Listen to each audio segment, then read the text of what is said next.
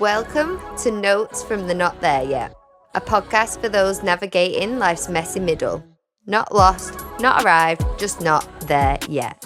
It's the real stories, real life, and relevant journeys that you can actually relate to. It's for the creatives, the seekers, the doers, and the dreamers. If you've ever asked yourself, is this it or what's next? Then this is the podcast for you. We don't have it all figured out yet, and that's the point. All right, let's dig in.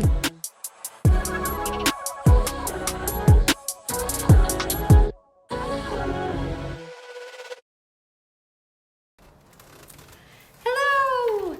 Today's episode is for anyone who's ever felt stuck, applying for hundreds of jobs and trying to make something work, wondering if they're on the right path or not. Because my guest today, Danna Richards, knows that feeling all too well. After hundreds of job rejections and a lockdown spent working in hospitality, she stumbled into marketing and ended up building a digital agency from a living room, alongside becoming one of the UK's earliest UGC content creators, long before the creator economy was even a phase. Danna has now worked with more than 200 leading brands, with celebrities, with influencers, and she recently founded DuoVision Creative, which is a wedding content creation agency that's redefining what modern storytelling looks like. In this episode, Danna and I talk about the messy middle behind the highlight reel. We talk about what it's really like and what it takes to build a business, the truth behind influencer marketing, how manifestation can actually work in practice, and how to find joy in the work that you do every single day. Because success isn't always about arriving somewhere new. Sometimes it's about realizing you're already building a life you once wished for, even if you're not there yet. All right, let's dig in. So welcome, Danna. Thank you so much for joining me today. We're just gonna go straight in. Yeah, let's you ready dive for right it? in. Yeah, I'm ready. Ready. So, for those that don't know much about your story so far, tell us a bit about you and kind of who you are and where you are right now. So currently I am a content creator focusing on social first campaigns for a company that works in the wedding industry. So I head up all of their social campaigns, as well as running a side business of wedding content creation on the side. Nice. And in terms of what's brought you then, let's kind of journey back a little bit. So you finished uni just before kind of COVID hit and lockdown. Tell us a bit about your life then. Okay. How was it? Let's dive right into that period of my life. So I finished uni, and as everybody was trying to do during lockdown, was get a job. And it was proven super difficult. I put in over 200 job applications, and I really wanted to be a data analyst. And now you know me. You find that hilarious, I do. don't you? I can't even figure out how to take away the decimal places on Excel. So yeah. So it was a really good, for context, me and Danna have worked together, and Excel's not the strength. Not numbers, I'm definitely in the right place now. But back then I was like, I really want to be a data analyst. That's what I'm going to do. So put in loads of job applications. Obviously there was some in there that were a little bit different to that as well. I just wanted a job. Yeah. Moved to Bath from London with my current partner at the time. And I finally managed to get a job at a hotel down the road. And I've never worked hospitality up until this point. I'd avoided it like the plague. Why avoided like the plague? Because I just didn't want to be doing all the touching of the dirty plates and, hospitality plates. I went into like delivering parcels instead at uni rather than going and being a waitress. Yeah. So anyway, they came to me and they said, "Yep, you've got the job." And I was like, brilliant. At least I've got something. And it was really long hours. And, obviously I wasn't going to stay there super long, but I was just grateful that I was there at the time. And my partner at the time was working as a freelancer for a really renowned automotive company in Austria that just focused on marketing supercars, which was really cool. And he would just work from home all day whilst I was at work. And I just couldn't believe that was really a thing at the time, because it was still quite new. Quite like rare at that time for like remote working and being able to just kind of be at home and do that. Yeah, because this was 2020. Yeah. So 2021. So me just thinking, oh, he's just sat at home working for a company that's, you know, nowhere near us. Yeah. So was he doing that before COVID hit, or was it? So no. So this was before COVID hit. So he was doing that remotely. Yeah. And which remote working at that point was definitely more rare. Yeah. 100%. So I was like, okay, in the evenings, how am I going to get to a point where I want to be? Because obviously I'm not getting the jobs that I want to get right now, and I don't know how long this is going to go on for. Yeah. And we were kind of in a period of time where lockdown was, you were going into lockdown and then you were coming out. Yeah. So it was very turbulent times, and I didn't know where life was going to take me. Yeah, which I guess kind of coming out of uni. So when did you actually graduate from uni? I'm getting all lost in my years. 2020. You graduated. Yeah. So that is quite difficult in like coming out at that point.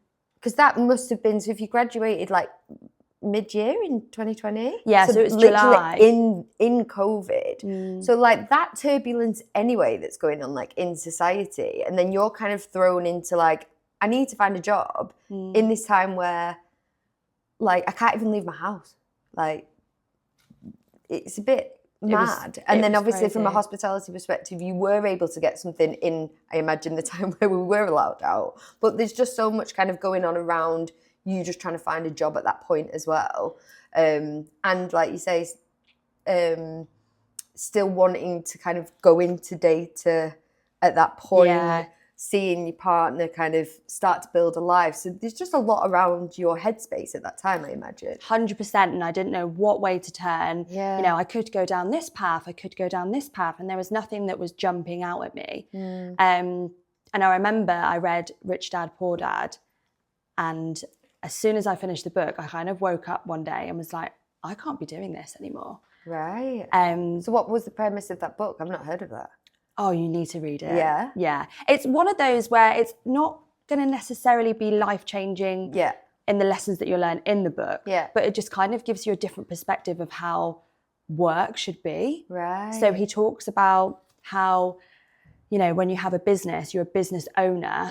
And if you're self-employed, you're still working for that company, but you want to get to business owner level. Right. So you don't want to be doing the everyday tasks, because you're still working as hard as you would be, if not more, than if you were in a 9-to-5. Right. If you're really present in that company. Okay. So that mindset of kind of trying to get to that like upper level. Yeah. Because I guess when you're starting out in any business, you're really kind of doing everything as much as possible. So it's like how to get from A to B, essentially. Exactly. And it just gives me like a perspective of, I can't be working because it's never going to get me to a level that I need to reach in what I personally deem as successful every day. So that's when we put our heads together, me and my partner, and he had studied marketing. He did a master's in marketing. He was very clued up on everything that was going on within the marketing world, which has changed a lot. Yeah. Since like yesterday. Yeah. It's changed so much even since we were doing it back then. Yeah. So we were like, right, okay, how are we going to do this? So we set up a digital marketing agency, and it was a long process to kind of get through everything, like building the website, finding out how we are actually going to present ourselves as a digital marketing agency, whether we take it on ourselves or whether we outsource it. So there was a lot of things that were happening along the way that we just learned. Yeah. And kind of what was that point where you were like, we go into, or like how did you decide together to start a marketing agency? Because your marketing agency was actually white label eventually, wasn't it? Which for people that don't know what white labeling is, do you want to just explain that? So essentially run your own agency, and then there are other agencies that will do the work for you and put your logo on it. Yeah. Which is mind-blowing to me now, and was mind-blowing to me at the time. Yeah.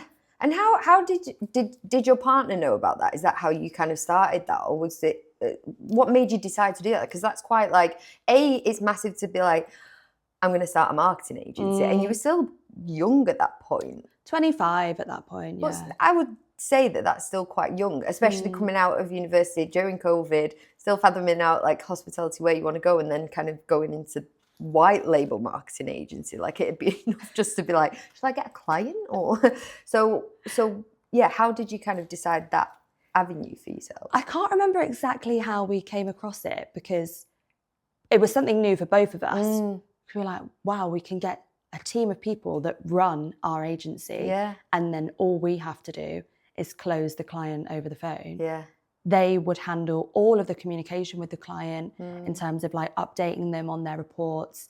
They'd create looms of their accounts saying, you know, this is what has performed well this week. And they were none the wiser. They just thought, oh, this is part of Azure Blue marketing. They're doing the work, and that's fine.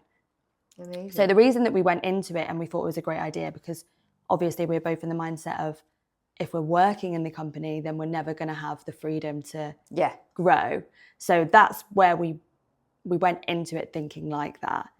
But in hindsight, we probably should have just focused on getting a client and starting slowly rather than jumping straight in at the deep end. Do you feel like that was then your biggest learning from that kind of period of time? Like in terms of, you know, you were kind of in a space of still figuring stuff out, but you kind of did start this, you know, it was a fairly successful business, and you did make money from it. Yeah. So what were the biggest learnings during that time?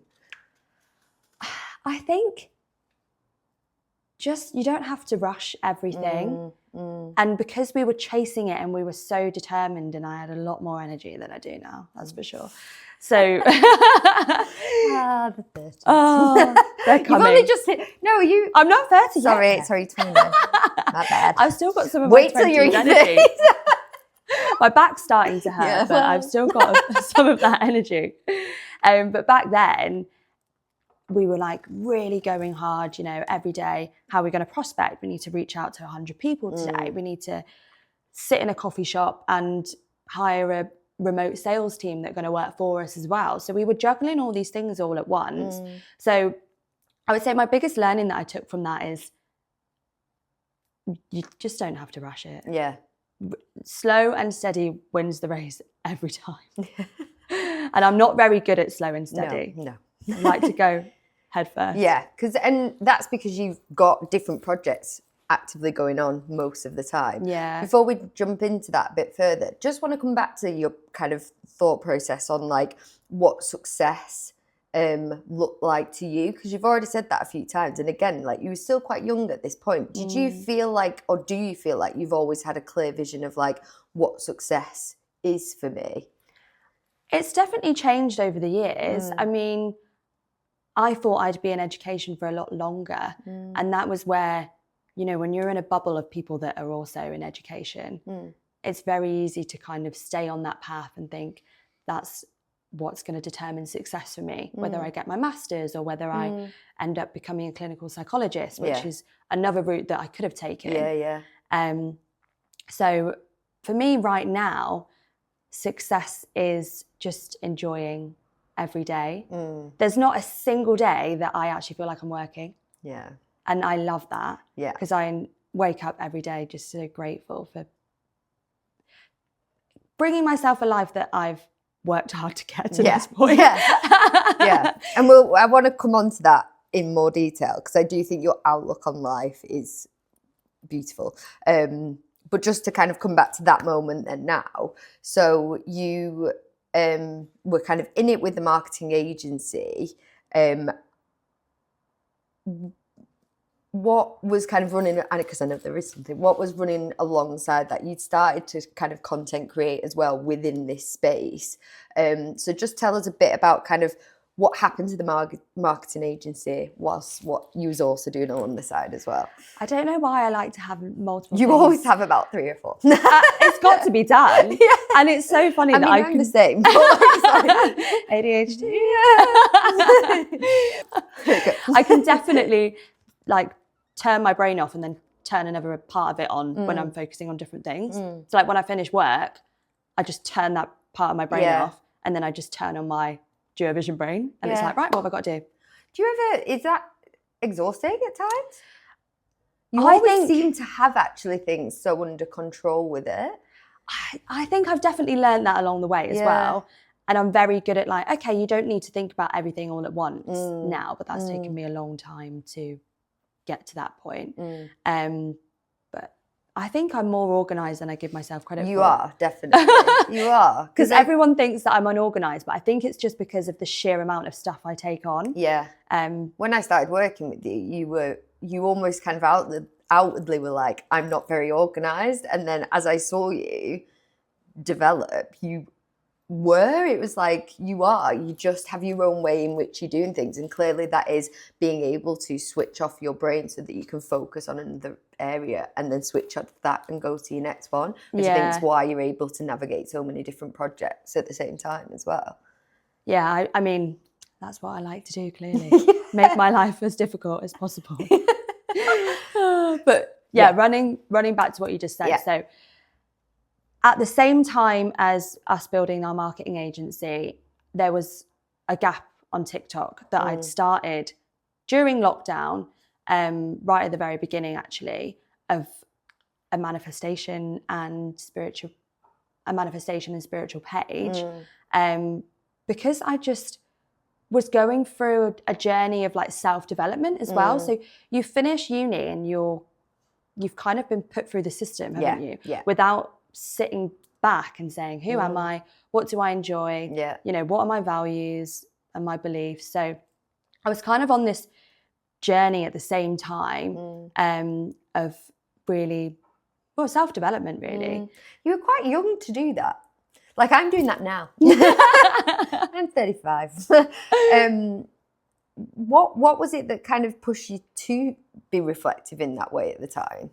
I think without going too far into it, I think that like my childhood was it was a tough upbringing. It wasn't the easiest, but it just allowed me to always think of the opposite point of view. So instead of saying, this has happened to me and taking a victim mentality, I've always tried to say, okay, what am I grateful for? And the more that I was thinking like that, the easier it was to kind of look at hardship as growing and moving forward. And so that definitely started it for me. And then it just kind of developed over the years.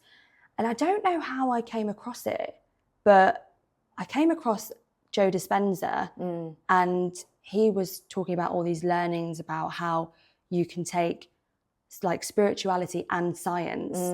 So he was explaining how all of these things happen within like your brain and your different brain waves and quantum physics and all of these things that just made so much sense to me. Yeah. So I was like, if I can pair everything that I've learned in psychology and spirituality and science and just learn all about that, then I'm just going to understand my brain a little bit more. Yeah. I'm going to be able to take on things that are a lot more challenging if I'm in the right mindset, which I do think that being in the right mindset for where you want to be is the only thing that you need to be focused successful. On in all. Yeah, you could have all the money in the world, but if you're not in the right mindset, then you're not going to achieve where you want to be. Yeah. So were you actively talking about that then on your social media? Like you say, you kind of started a TikTok quite early into TikTok world, if you will. So is that what you were kind of actively talking about on TikTok? Yeah, so I was just taking the learnings that I learned from Joe Dispenza. Breaking the Habit of Being Yourself is such a good book. If anyone's looking, we'll write it in the comments below. Yes, please do. So I took all the learnings from that and like Abraham Hicks, she's amazing. She talks about more like affirmations law of attraction, that side of Yeah. things, and was just putting it on TikTok. Right. And what happened? And it grew quite quickly to 40,000 followers, which, you know, at the time, from me not being anybody to having 40,000 followers was like massive for me. Yeah. And I was just doing that every day. And that was happening alongside your marketing agency. Were you monetizing that at that point? So at the time, so when you get to 10,000 followers, Yeah. you can join the Creator Fund. Yeah. And I was like, oh my God, I can't What believe. does this mean? Yeah, I can't believe that I'm going to be paid to make TikToks. This is great. And then you look at your report every month and it's like, £50 this month? I mean, it's £50 as well. I know. Yeah, but it's not like you hear all these stories about people saying, you know, I've made Thousands, £20,000 from this deal. So I didn't know what that was going to look like. And then I was like, okay, it is a lot harder than you think and you see online to make money from content creation. Yeah. So I wasn't monetizing it at the time. And then a couple of years went by, and then I had somebody email me saying, will you make content for us? You don't have to put it on your page. We just want the raw videos, and we'll pay you. Yeah. And that was your first time hearing UGC as well, wasn't it? Yeah. Which, for anyone that doesn't know what UGC is, it's user-generated content. So what did it feel like when you got that email? I just couldn't believe that people were making money. This was a thing Yeah. that is clearly already happening. I've just never heard of it before. Yeah. And it was quite early on, and there wasn't a lot of UK content creators. So that's why they found me, because I had my email on my TikTok bio. So that's how they found me and reached out, because there wasn't enough UGC creators at the time. In the UK. Yeah. It's almost such a like separate world, UGC content creation, because there's a lot now. There's so many content creators, and I think, you know, the influencer sphere, if you will, is massive now, isn't it? Like this, like you say, there's people making thousands from it. But at the time when you really stepped into that world, it was quite new. What did you kind of see and learn in that space? There's so many things that I learned along the way. So you think, from an outside perspective, oh, you've just filmed a video for 30 seconds and you're being paid loads of money for it. Yeah. Whereas actually, there's so much more to it. Like, Yeah. I had to learn all about usage rights, which, for anyone that doesn't know what usage rights is when you, like, let's say you've asked me to film a video for your company, and if I don't put usage rights in my contract, you could use that indefinitely all the time, making money off my ad repeatedly. So, And you wouldn't necessarily see that money if you've not got those in place. Well, they would pay me like a certain fee, Yeah. but then let's say they paid me £300 for one video, and then they were running that indefinitely for years, then they would make so much money off of that. So I just had to learn that actually I need to charge per month for them to use my video. Because it's, you know, I own the video, it's my face on the internet. Of course, and you need to pay for me being on the internet, promoting your brand. Please. And just like how long things take as well. So it might be a 30-second video, but the amount of clips you have to do, the different angles you have to do, different outfits, the different, like a 30-second video could easily take 2 days to make. And I don't think people realise that when they're looking from the outside. They just think, oh, you've just made a video. It's not real. It's not a real job. I heard that so many times at the beginning as well. And I just didn't really tell anyone. I didn't even tell my parents at the time. Because you say you're almost like a secret influencer, don't you? Like describe yourself as that. But like, is that you not wanting to tell people? Like, how was your kind of mindset at that time? Well, I just thought, you know what? I'm not going to tell anyone about this because everyone's going to just think it's not a real job and they're not going to take me seriously. And then that's going to really affect how I think. So I keep myself to myself until I know that actually this works. And then I'll let you know, oh, by the way, this is what I'm doing. So I did that for a few months. And then my friends started seeing me on their Instagram, and they were like, "You're coming up on my feed." Yeah. And I remember at my last company, one video that I made went like super viral, and you couldn't stop seeing me on Facebook, TikTok, Instagram. It just went everywhere. And I was so embarrassed because they were seeing me doing my UGC content. Yeah. But even though it was like great content, clearly, if it's going viral and you're making money out of that, and yet it still felt at the time that, I just don't want that aspect of myself to be out or known. I mean, speaking to camera is a cringy thing. Yeah. And the first time that you do it... I'm trying to do it at the minute. I'm just like, come on, Beth. It took me ages to speak to camera like confidently because it's so cringy, isn't it? It's so like against your like normal being as well. Yeah. I mean, cringy isn't the right word because I don't obviously think like that now, but that's how I used to think. Yeah. And you almost think that everyone that's watching it is judging you for your content before you've even like posted it. It's like you have all of these intrusive thoughts of, you know, what if they see it? What if they see it? And you have to get past that and develop a mindset of, I don't actually care who sees it because I'm making money from it. Yeah. And as long as it's kind of sticking to your values and your, you know, beliefs, and it's not anything that's outside of that. Yeah, exactly. Then it doesn't matter. And like you say, you're making money off it. You're making a business out of it. Yeah. A living out of it.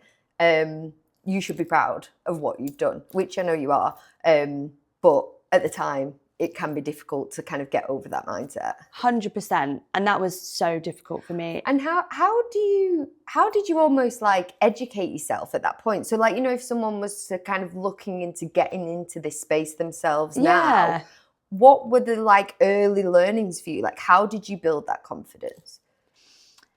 I would say definitely focus on your mindset. Don't care what anyone thinks. If you're really serious about it, jump right into it. Forget about anyone else just for a minute. Just lock yourself away for 6 months just to focus on building your skills, because actually what goes into producing content is so much more than anyone could ever imagine, because you've just all the different things that you can change. You can stabilize things, the lighting, everything makes such a difference to whether your ad is going to perform, and then whoever's hired you to make this ad are going to come back to you to make another one. Yeah. So you want that first ad to be like as strong as you possibly can, so that you get more business coming back from it. Yeah. Or with the business, obviously. Yeah, 100%.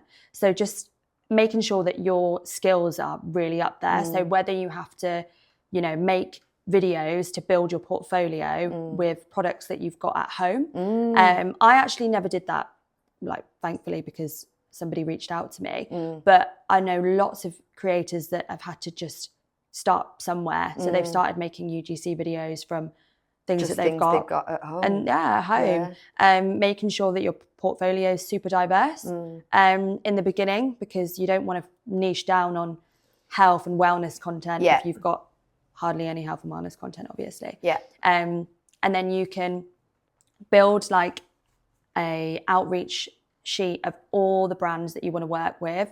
Did you do that? Yeah, so there is a website called Bento, which is amazing for anybody doing any type of outreach, actually. So you do pay a subscription, I think it's about £15 a month, and you get access to like any brand that you want, pretty much. Like and their contact details, and you can just go out to them. That's amazing. Their marketing contact details, and you can set up like funnels as well, so then you don't have to do much, really. Oh my God, amazing. Yeah, it's really good. Great tip. Yeah, so anyone doing outreach, not even UGC, really, really good platform. Learning about usage rights, learning about whether they're going to use it commercially, organically, charging more for raw footage. So some brands will say, oh, can you just send all the raw videos over as well? And I didn't think that was a big deal because I already had them. But they can make so many videos from that. So make sure you're charging for that. Because I think what a lot of people do in the beginning, which is like a mistake I made as well, is just giving it all away for free. Which you're almost kind of likely to do, because like you say, it's early days and you just Yeah. want to make money out of it. So you almost kind of probably rush into just being like, yeah, sure, you can have my content. Or, yeah, sure, here's an hour-long video. Exactly. Or just like pitching yourself too low. Yeah. Because people won't take you seriously. And also, we need to make sure that we're keeping a level in UGC, because if people start creating a video for £50, then that's when there's an impacting issue. other people in the industry as well. Yeah, definitely. Because it takes a lot of work. You have to go forwards and backwards with the client all the time. You've got revisions. So they say, can you just change this bit? Hate it when people say, can you just add this little bit in the middle, and then it ruins all of the whole video, which isn't. So actually that takes hours in itself. Yeah. But yeah, just making sure that you don't pitch yourself too low and learning. Great tips. So you got approached for your first UGC. Just to kind of time stamp this. So was the marketing agency still going at this point? So the marketing agency was still going, and I got pitched, I want to say I got pitched like 6 months after we started the agency. Right, okay. Oh, so it's actually quite early on in the agency time. Oh, okay. And so you were very much kind of doing UGC content then alongside of the agency as well. Your UGC content ended up being a really kind of focus area of your career and your business, and you even hired help along the way in order to kind of grow that space as well. So just for context, let's just talk about the timeline there, and then I want to kind of delve into your support as well. So how did the marketing agency come to a finish? How did kind of the content creation, I guess, become even more so of your full-time focus? So just for a bit of a backstory, the marketing agency was running for about a year and 3 months. Yeah. And then sadly, me and my partner finished. So never get into business with your partner. That's what I've learned from that. Fair. Another top tip. And then we still had clients that had contracts with us. So we were kind of like letting them go slowly. And luckily I still had something to fall back on, which is my UGC. So then I like upped the ante on that. And then ended up moving up to Manchester. I did get another full-time job at the time, just so that, you know, I'd got a new place and I wanted to make sure that I could cover all my outgoings. Yeah, make sure you're secure and stable. Yeah, exactly. And I was still doing UGC on the side. And then, so then I'll bring us up to 2024. Yeah. So now we're in 2024. Yeah. Full-time job one side, UGC content growing at this point. Yeah. And like I say, you brought someone in to support you. Tell us a bit about kind of making the decision to like hire someone else in support of like your growing business. It's like almost mad. Like you've got this full-time job and then this kind of really growing and developing UGC space. And like you say, at one point you were going viral, you had your face across everything. Yeah. Why the decision, I guess, at that point to bring someone in? How did that grow you even further? So in March 2024, I lost my current job. So that was definitely like, okay, I need to do something yesterday because I've got bills coming out. I need to make sure that I'm in a position now where I can actually grow if I do it right. So I was working like no man's not acceptable hours. It was insane the amount of hours that I was working. But then this boy reached out to me on LinkedIn. He was only 17 at the time. And he said, "Hi, Danna, I will get you more leads without paying a penny and we can start tomorrow." And I just said, well, that's a no-brainer, isn't it? Hello. Yeah. So I just said, you know, what's your number? I'll give you a ring. So I rang him up and he was quite shy on the phone at first, bless him. And I was telling him all about what I've been up to, all the brands that I've worked with, my personal TikTok. And he was like, oh wow, that's really, really good. That's great. And I was like, okay, so when are we going to get started then? And he was just like, I mean, I've got nothing prepared, but we can start as soon as possible. I wasn't expecting you to say yes. And I said, well, yeah, let's do it. I said, have you got a contract for me? He's 17. I was like, have you got a contract for me? And he was like, no. I said, well, you know, just run it through ChatGPT if you need to. And he was like, oh, well, we don't need to do that. We're still in the mindset of ChatGPT is like very new. Yeah. And I was like, no, like just run it through ChatGPT, send it over, I'll sign it, and then we'll start. So he started working for me on a commission only basis. Amazing. But you've got to think this guy is going and doing his A-levels in the day. Everyone else is probably working at Tesco's. He's speaking to these huge brands, negotiating my deals for me. So I'm doing what I was doing every day anyway. I had lots of inbound leads now coming in, which was great. I set him up his own email address under my like name, like Danna UGC or whatever. So then he was on Bento then, making these funnels for me. He was reaching out to 400 people a week. Alongside.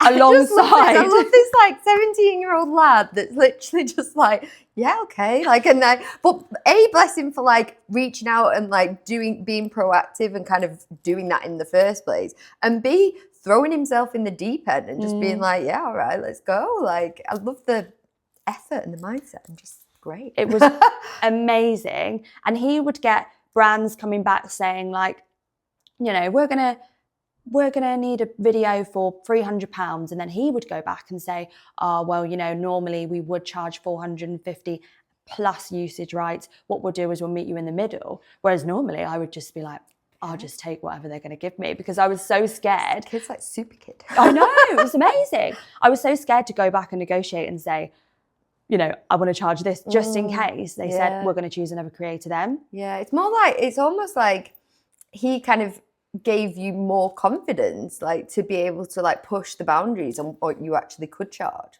100%. I didn't even realize that was possible and that brands wouldn't even flinch. And like you say, at this point, you were working with big brands, like you've worked with a lot of kind of big brands, influencers, celebrities at this point now. And him going out to these big brands as well, that's a big like nervous step to do. He was amazing, honestly. I mean, he has stopped working with me now because he's realised he can get a lot more money from influencers, which is a real shame. But I was his first client, and I'd like to say that part of what we did together has helped him grow and build his confidence to do what he's doing now. But yeah, shout out.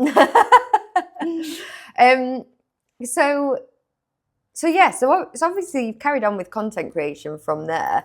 You've now stepped into a full-time role within the wedding industry and launched your business with your co-partner within the wedding sector as well. So let's just kind of wrap this piece up on like where and how you've got to like where you are now over the last year and a bit. Yeah, so I was doing all of that we've just spoke about, and then I was on LinkedIn all the time, obviously, because that's where you were getting your clients. Which is massive for people starting out on UGC. I never know. LinkedIn is huge. Really? Yeah. As long as you start. You almost like wouldn't think that, because obviously TikTok and Instagram. That's where all the, because now it's so common as well. Even more so, you need to be on LinkedIn and have a like dedicated profile, which you did, didn't you, for your UGC content? You had a dedicated LinkedIn profile just for that, just for UGC. And I made sure I was called Danna UGC for SEO purposes. So if someone's typing in UGC creator, then I'd come up rather than my full name. So yeah, back to where we're the timeline of what was happening. So I was working with this guy, still doing UGC full time, started doing like TikTok lives, which was a huge, I'd never thought I would do that. Speaking to yourself for 3 hours is a talent that... Amazing.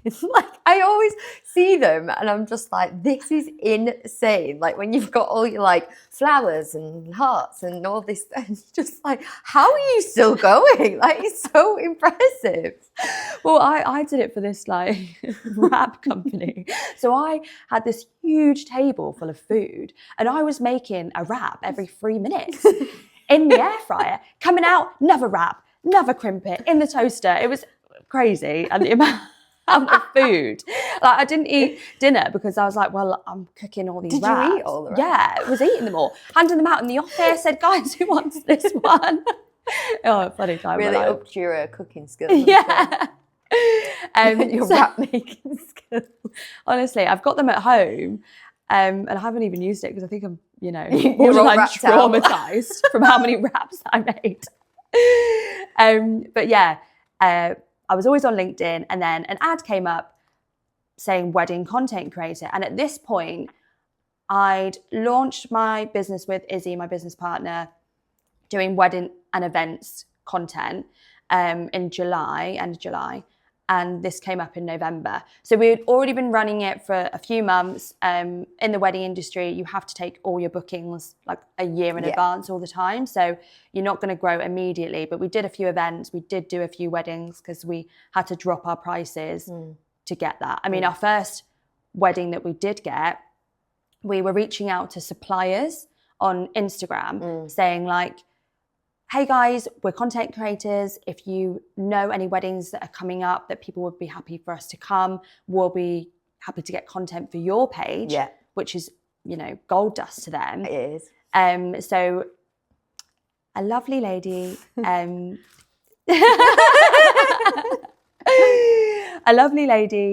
was a hairdresser, and she was like, Oh, not me.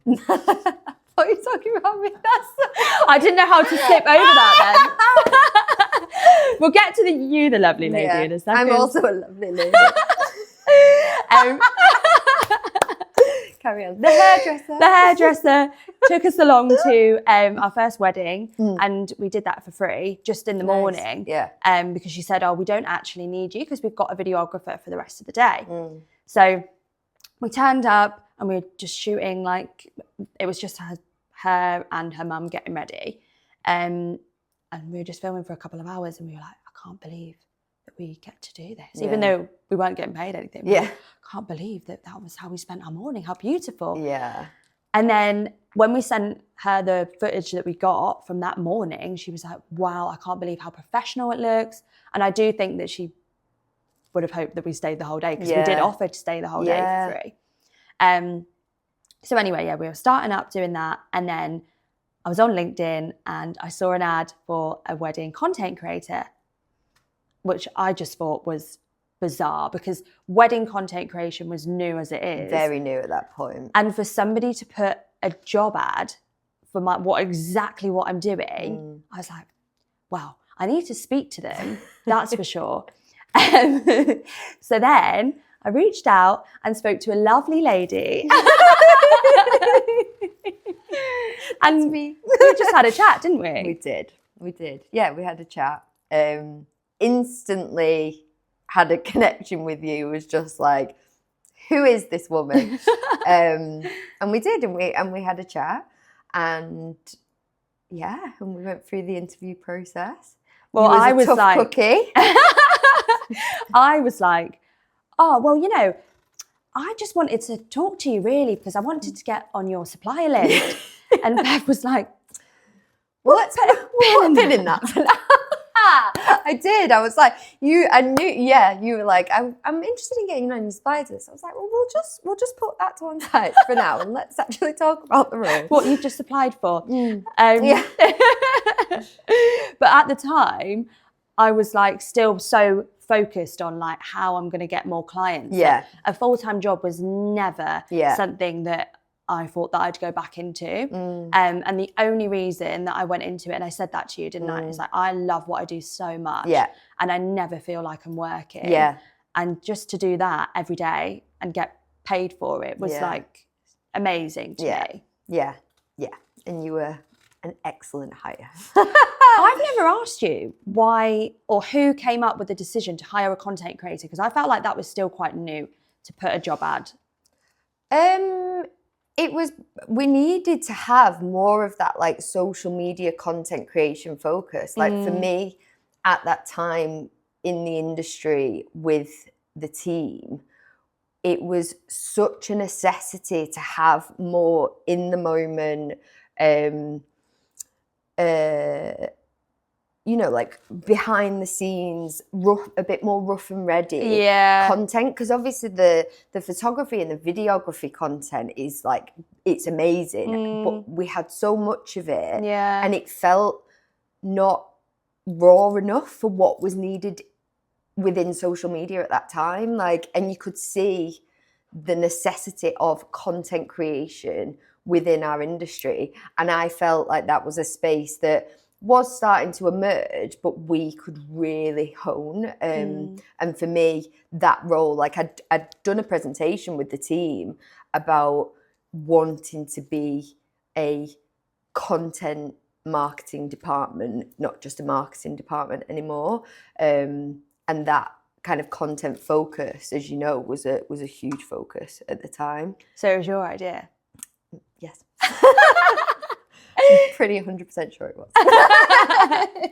I'd also done a lot of research. You know, we said before about marketing changing. Search was changing at that point. So that was the time where, or just after that was where Instagram started to pull, Google started to pull Instagram content into search results. Search was evolving as a result of ChatGPT. So there was all these things kind of necessary in terms of the evolution of marketing at that point. So that was like October 2024. So I'd done a lot of research into that space, and obviously the channels like YouTube, Instagram, obviously Pinterest was having a real moment at that point. Like Pinterest and how that's come back as a result of Gen Z, like, is massive. Like it kind of went really quiet for us. Like when it was initially launched, like it was big, but then it went quiet and kind of died down. Like from a marketing perspective, I pulled way back on that.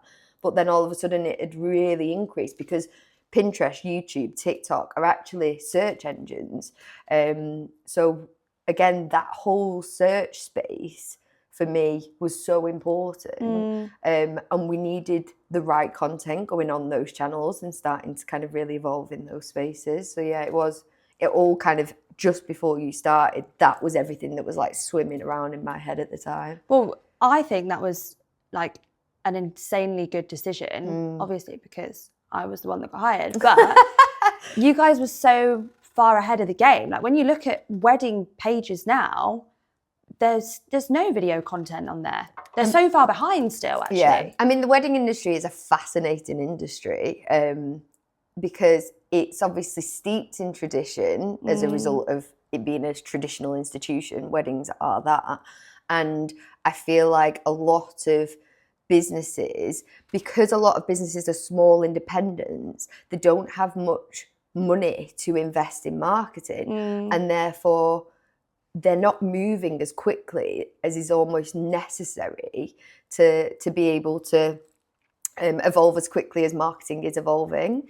So, you know, luckily we worked for a leading business within that space, and I was very lucky to be able to support the marketing and have the backing and support from my team to evolve it quicker than other businesses were, because they were small independents. So I feel like, you know, it's made a massive difference. Yeah, and then we had so many people reach out on Instagram being like, can you please quote us for content creation? Yeah. We want stuff like this for our page. Yeah. Because everyone else is still far behind on that, whereas we started a year ago. So yeah, and it had an impact. And obviously for yourself, you already had that mindset. You were coming into it almost with that strong social background, which was again a breath of fresh air, like when you joined the company. So that's kind of where you're at now. One thing we kind of briefly touched on before was like how you your outlook on your day-to-day, and how you make sure that you wake up every morning and every day you enjoy, which is a massive thing. And I remember we first had that conversation, and you were like, and you've always been to me whether I was managing you or not, I want to enjoy every day. If I'm not enjoying every day, I won't carry on working here. And you were so honest. It was literally like, boom. I was like, Jesus Christ, who is this woman? And I'm like, yeah, okay, please come along for the ride. But you've always been like so upfront and honest about that, which is, I think, an amazing, amazing credit to you. But how do you get to that point? Like, how have you got to that mentality? Like, where has like manifestation, where has that mindset kind of supported you in kind of getting you to where you are today, to be able to have that confidence in saying that? I know, honestly, I don't know where it comes from. Just to let you know that if I stop enjoying, I will be leaving. Yeah, literally. Like that. And I'm like, yeah, okay. Okay. I think it was because I didn't expect to enjoy working for Artemis as much as I did. Yeah, you do love it. And I wasn't expecting to enjoy it. Therefore, I was just like constantly fighting a battle that I didn't need to fight. Yeah, yeah. Just making sure that I knew that I wasn't going to go back into the 9-to-5 that I didn't enjoy because I'd already been there and I got out of it. Yeah, yeah. And then and you were successful in that at that point. You were making, a very good living from what you were doing. Yeah, exactly. It was a very nice woman. Lovely woman. Lovely lady. Yeah. So I've never really thought about how I've got to this point. I obviously notice it in myself, how different my mindset is now compared to what it was like a year ago, 2 years ago. It changes all the time. I do think focusing on gratitude is super, super, super important, actually. So Joe Dispenza talks about this a lot. So gratitude is like the highest frequency that you can be at, more than love. So if you're grateful for everything, even the hardships, then you're just going to be, you'll feel that within, like energy. You'll feel through. that, yeah. Yeah. So just little things, like I do it on autopilot now because I don't really think about it. But like I'll wake up and like I'm making my cup of tea and I'm just so grateful to be in this space that I love. And I say these things all the time just to myself. And like, what can I do better as well all the time? Not in like I don't think I'm good enough. Like I'm good enough, but what can I do to get to the next level? So it's almost like kind of on repeat, but you've obviously honed that. That's something that you've built over time. So if you're consciously and actively practicing gratitude every day, even for the smallest things, but repeating that, then that's almost become a habit, which is a positive reinforcement in yourself. Well, you're just building those neural networks, aren't you? Yeah. So the more that you do it, the more that it's going to come naturally to you, and the less that you're going to have those automatic negative thoughts. That I do still get those, obviously, as any normal person would, but they're 100% way less than I did when I was like 22, 23, 24.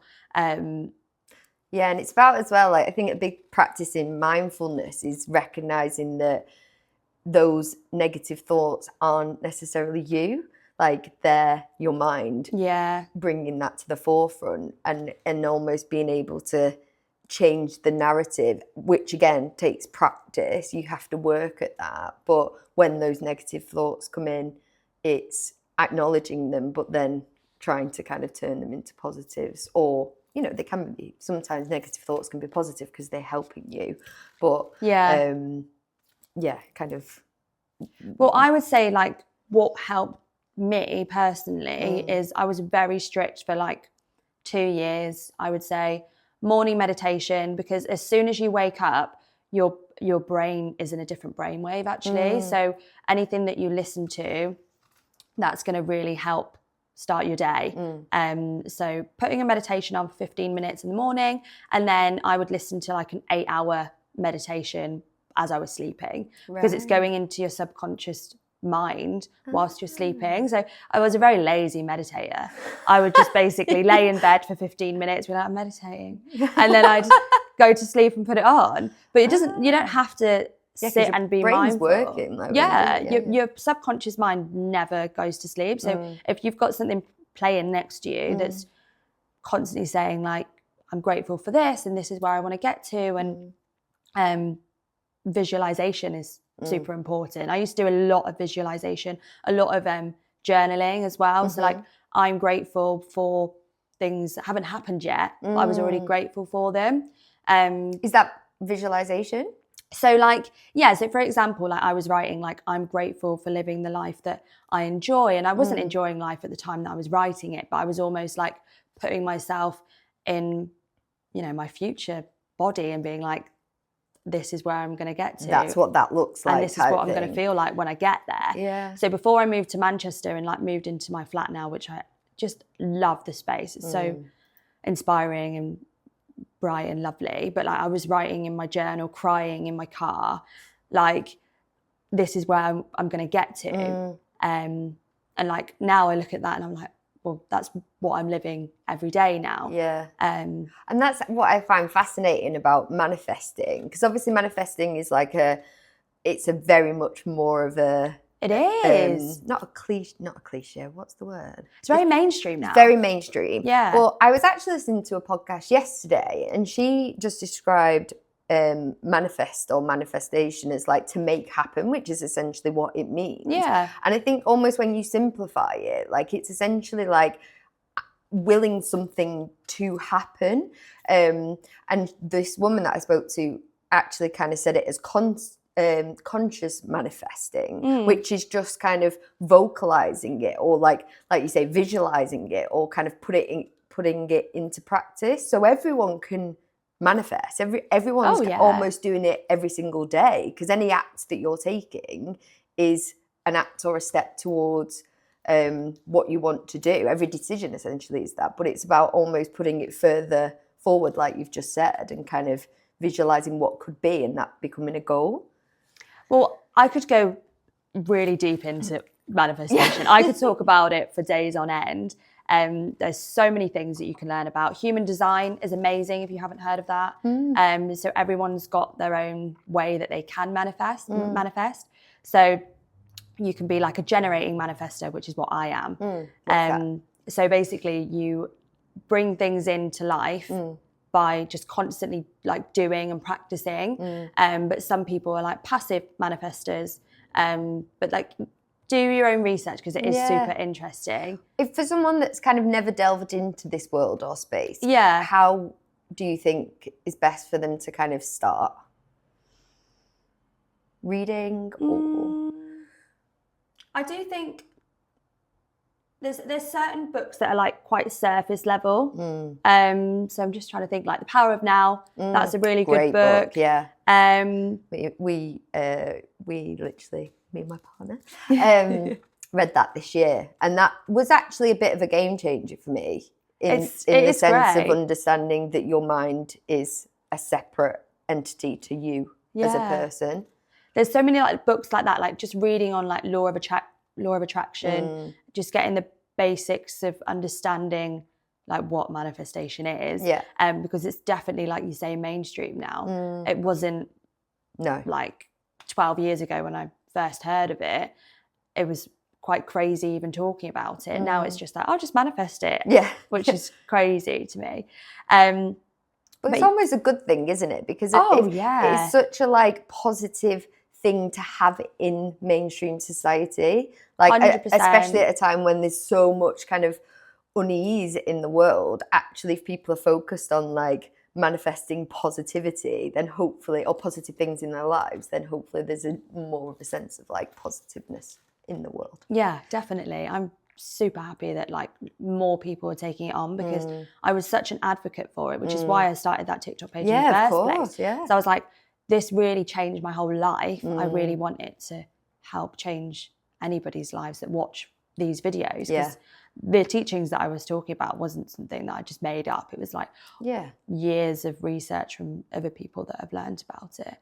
And you describe yourself now as delusionally positive. Why do you describe yourself?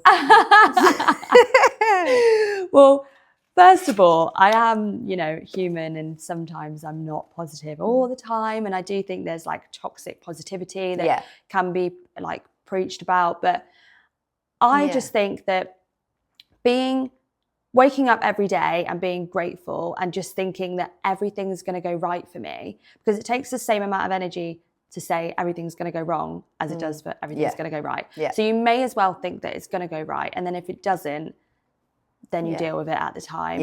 And then even when it doesn't, I always think, oh, well, it wasn't meant to be. It's obviously not meant to be. And that's just pushing me towards the direction that I'm meant to be in, which is where every like door that's closed up until this point in my life has guided me to where I am today. I can't imagine even running a marketing agency now. I'd be so bored. What would I be doing? I remember you saying that when we first spoke, and you were like, I just don't know how or why, how that happened. But you took so many skills from that. I think you took so much from that experience. And like you say, that door might have closed, but it opened up other opportunities. Yeah, exactly. And like, sometimes getting on the wrong train will always lead you in the right direction. And that's how I look at it. Every single thing that goes wrong is not necessarily going wrong. It's just closing that door and leading me down another path and where I'm actually meant to be. And here you are. And here I am. Here you are. So looking back on everything we've discussed today, what would you say your like biggest learnings are, or biggest kind of recommendations that you'd share? For UGC, for content creation in general? Yeah, let's do content creation. Okay. I would say my biggest learnings, if you want to get into UGC and content creation, is focus on your skills. You can never stop learning. I'm still learning every day, and all I do all day long is edit. It's a lot of time. Exactly. Treat it like a business. I think more people are now. It's a lot easier to say, I'm going to become a content creator because it's more socially accepted. But do treat it like a business. It's not just some like, you know, how's that TikTok thing going? It is serious. You need to make sure you're treating it like a business, getting your contracts in place, learning about, you know, the laws, usage rights, making sure that you're building a pipeline of new clients all the time and how you're going to retain them, because that's where you're going to make your money. It's retaining your old clients. And yeah, I think that's... Have fun and enjoy it. It's super fun. Like, honestly, I can't believe that I get to do this as a job. And you're so brilliant at it as well. Thanks. You really are. You really are. Okay, we're going to finish with a quick fire round. Okay. Favourite. What's one book or podcast that changed your mindset? You have mentioned a few. I have mentioned a few, actually. Number one. Okay, number one, Breaking the Habit of Being Yourself by Joe Dispenza. Everybody has to read that book. I haven't read it. You have to read it. I have to read it. Yeah. It's everyone that I've recommended it to and they've read it, their whole life has changed. Right. So I'll put the link in the... Yeah. That bit. What's your favourite manifestation ritual? Meditation in the morning. Meditation in the morning. 100%. Easiest one's when you sleep, though. Yeah. Something you'd wish you'd known when starting your own agency? Oh,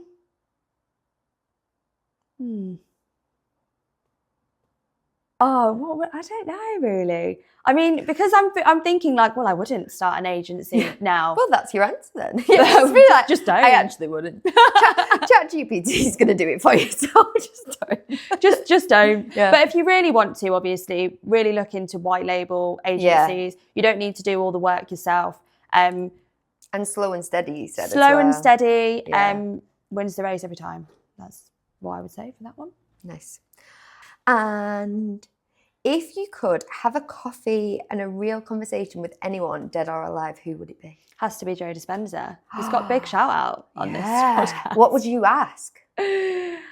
What his daily routine is. Oh, great question. Yeah. I want to know what you're doing every day. I mean, he does meditate a lot. Yeah.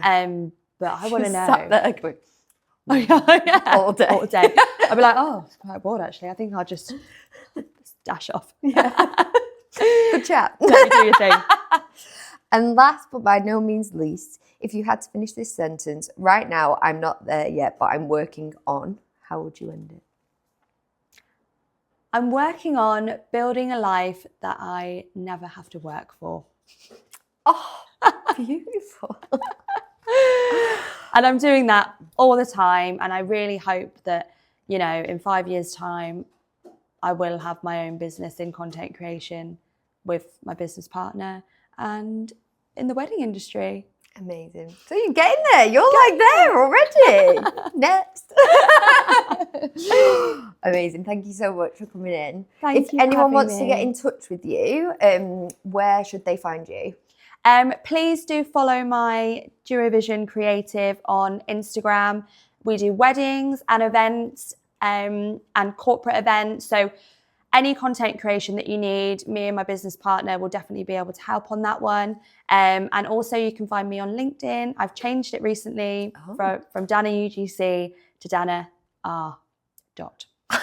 Mysterious. Because I'm more than UGC now. So You are. So Danna R. Dot. Danna R, because I do have a page with Danna Richards, so we're just being mysterious on that one. There you go. I'll put all the links in the, I can't remember the word, bio, caption, bit at the bottom. So yeah, please go and contact Danna if you're interested in content creation or just to see a beautiful face. Thank you so much for having me.